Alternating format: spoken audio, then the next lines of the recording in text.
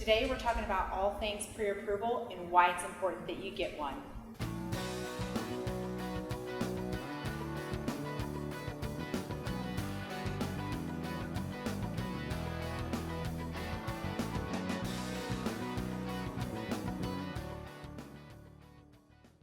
I get asked all the time by buyers, I want to buy a house, but where do I start? The first thing you're going to want to do is contact a reputable lender. If you don't have a lender in mind that you want to use, contact your agent. They should have a list for you of the lenders they have used that help their clients get into homes prior to you. They'll send that over. Once you have picked out a lender, you'll go online, fill out a really easy couple-page pre-application process. It's going to ask you certain things about your name, social security number, birth dates, income, debts, those kinds of things. If you have any credit cards, student loans, you're just going to fill that out. I would say be 100% honest on that because they will verify that information, which brings me to my next point. If you go online and you click on an ad of a lender you don't know, not local, not somebody that's been referred to you, and you fill out an online application and they email you a pre-approval and they have not picked up the phone to verify that any of the information that you put in there is correct, you need to run. Do not use that lender. The reason why is because when you get in contract with the house, you have to pay for things like option period, inspection. You're putting up quite a bit of earnest money. And if your lender is not a reputable one and has not verified that information to say that it is true and that you are who you say you are, you could end up investing all this money into a property that you actually are never going to close on and you're never going to own. And I don't know about you, but I don't want to put any money into a house that I'm not actually going to own at the end of the day.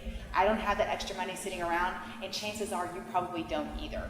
So I will say, make sure you use somebody. The quick tips I can give you for that is somebody that's local, but more importantly, somebody that your agent's already worked with. They know those people, they built those relationships.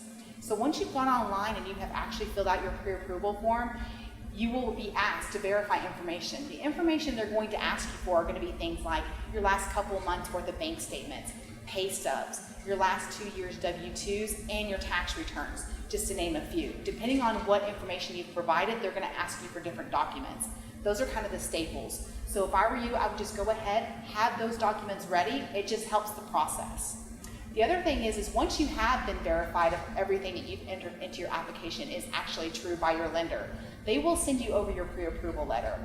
What I always tell buyers, especially first-time home buyers, is this, is you necessarily may not want the payment of the house that you can get a pre-approved for. Meaning, if you say that you can get pre-approved, your lender sends you over a pre-approval form after you've entered all your information, and they say you're approved for a $500,000 house, but yet you don't want a payment more than $1,500 a month.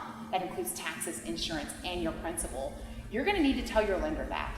So what I always tell my buyers is, get with the lender, tell them what comfortable payment you want. Meaning sit down, go over your finances. You know what you can afford. No one else knows that information, even your lender. And you may not feel comfortable with a $3,000 or $4,000 a month payment. You need to tell your lender how much you want to be at so they can tell you your max amount to be able to purchase a home.